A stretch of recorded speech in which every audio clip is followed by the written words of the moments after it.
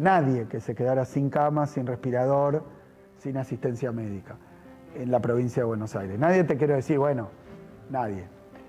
Y después nadie se quedó sin vacuna. Después de la pandemia, ¿qué iba a pasar? Ya nadie se acordaba de la calamidad del macrismo.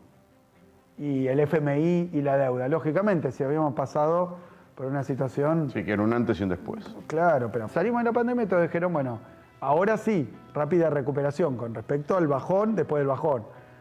Y yo creo que en el mundo también todos pensaban lo mismo. Porque además tuve oportunidad de hablar con gente de afuera. Bueno, termina la pandemia, vamos a recuperar rápidamente. Para eso tiene que haber instrumentos, porque la pandemia después, la recuperación fue con mucha desigualdad. El que sobrevivió a la pandemia, como pasa después de esas crisis también económicas, hay concentración. Porque el más grande... Algunos salen más fuertes, otros no. El que tiene más espalda y no la pasó tan mal, tiene crédito. Entonces cuando vuelve la demanda, tiene una respuesta más rápida. Bueno, ¿qué es lo que pasó a nivel mundial? En lugar de una recuperación, viste que la pandemia se explicaba mucho con metáforas de guerra. Todo era metáforas de guerra. Sí. Era la lucha contra la pandemia, era, bueno, todo es metáfora de guerra. Terminó la pandemia y dijeron, bueno, llega la paz. En vez de la paz llegó la guerra.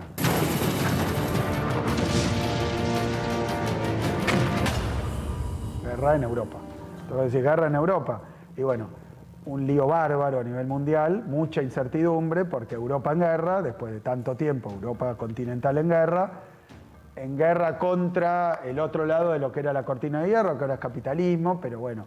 Entonces vuelven viejos fantasmas, se empieza a hablar de guerra atómica, porque son países donde, bueno, que tienen capacidad de armas nucleares, todas cosas que pensamos que no existían más, hace mucho. El mundo no estable en una etapa de crecimiento, sino que empiezan a subir las tasas de interés por el aumento de los precios de los alimentos y el aumento del precio de las commodities y del combustible, incertidumbre financiera, hecatombe, pandemia, guerra. Y ahora más guerra con lo de Israel. Y guerra en Medio Oriente. O sea que en Medio Oriente guerra significa precio de petróleo. Y ya empezó a verse. ¿Cómo afecta esto con claroscuros? ¿Por qué digo claroscuros? Porque uno de los problemas era no hay laburo. Pasamos de un desempleo del 11% a 6-7%. Pero ese empleo nuevo que se creó, aún con todas estas dificultades, es muchas veces de baja calidad, o sea, no en condiciones, digamos, de regularidad en negro, digamos, mucho de baja calidad, y muchas veces de salarios que o no son altos o son bajos, o si están bien, después le cuesta alcanzar la inflación. ¿Hubiera firmado el acuerdo con el Fondo Monetario? Mira, como yo estuve en ese sillón... Por eso te pregunto. Y como fui objeto de también opiniones permanentes de terceros, porque de economía, como sabe todo el mundo... Es como el fútbol. Claro, todos somos doctores en economía, cada uno tiene una opinión y cada uno hubiera hecho las cosas mejor que lo que uno las pudo hacer. Ahora sí te quiero decir, el acuerdo es malo. El acuerdo es malo. Ahora, ¿lo hubiera firmado? Y bueno, depende... A ver, ¿o lo hubieras peleado de otra manera? ¿Se podría haber peleado? No, yo lo puede pelear. No te puedo contestar exactamente porque no estuve no en tuviste ese lugar, lidiar con el Fondo Monetario. Y no tuve que lidiar con el Fondo Monetario, pero es como que vos digas, vos hubieras firmado con Paul Singer cuando estuve metido en una habitación, ¿qué decía yo? No. Dije, no, el acuerdo con los buitres no lo firmamos porque consideramos que era muy perjudicial. Se había mejorado un montón con respecto a cómo estábamos al principio. ¿Te acordás que todos poníamos Mascherano, hoy te convertís en héroe si firmás? ¿Y cuál fue mi respuesta? No si firmo algo malo. Yo lo que creo es que el acuerdo es malo. El acuerdo que tenemos es malo. Agravado por dos cosas. Primero, con un aliciente. Todo acuerdo con el Fondo Monetario es malo. Está el Fondo Monetario Internacional. Yo creo que es un yunque muy grande que hay sobre la economía actual y la que viene. Y bueno, estas cosas hay que explicarlas. Pero ¿por qué es malo? No, yo creo que... Massa dice es inflacionario. Yo digo es inflacionario. Pero casi te diría, hasta el mundo conocido, todos los acuerdos con el fondo son inflacionarios. Entonces. Y bueno, va a tener que cambiar el fondo. Y va a haber que discutir fuerte con el fondo. Sí, va a haber que discutir fuerte. El próximo gobierno. Y sí, todo acuerdo del Fondo Monetario tiene ciertas particularidades que a la Argentina no le sirven.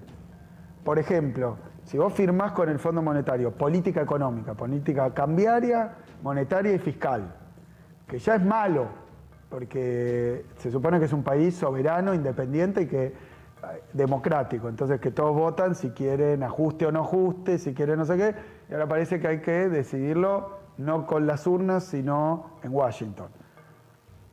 Eso, ¿por qué nos pasa? Tiene un responsable, Macri, un responsable, que nunca se ha hecho cargo de nada, ¿no?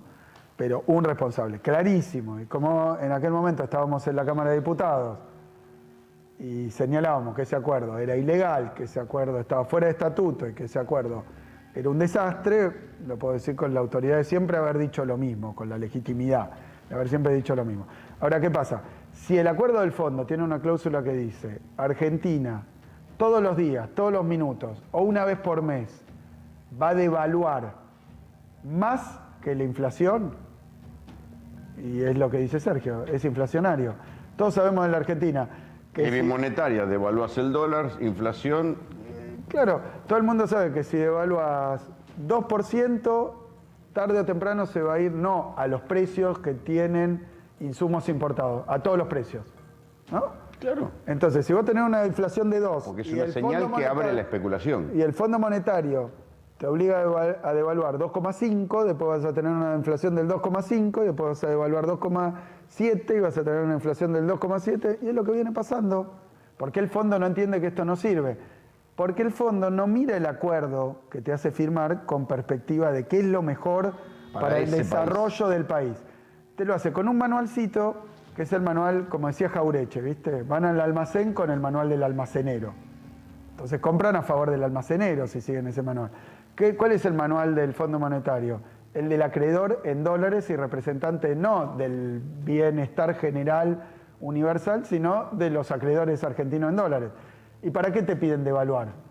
¿Dónde está? Te piden devaluar porque les debes dólares. Entonces, ¿qué dicen? La que me deben a mí... Es la lógica del banquero. Que sea cara, que se use solo para esto. Entonces, si vos devaluás, el dólar es caro, entonces no se puede importar, vamos a tener recesión y un desastre. Si el dólar es caro, los productos son caros, pero el dólar para el ahorro es caro. Entonces no se puede ahorrar en dólares, no nada, y te sobran dólares en el extremo. ¿Para quién? Para el Fondo Monetario. Tienen razón en su lógica, no nos sirve a nosotros. Esto es que a mí, siendo ministro de Economía, no teniendo una deuda con el Fondo Monetario, la deuda más grande de la historia del Fondo Monetario con el Fondo Monetario, uno podía discutir esta cosa más en plano de igualdad, porque ¿qué pasa? Si no están de acuerdo, no es que te dicen, entonces no estás de acuerdo, no te desembolso, que es lo que le hicieron a Sergio.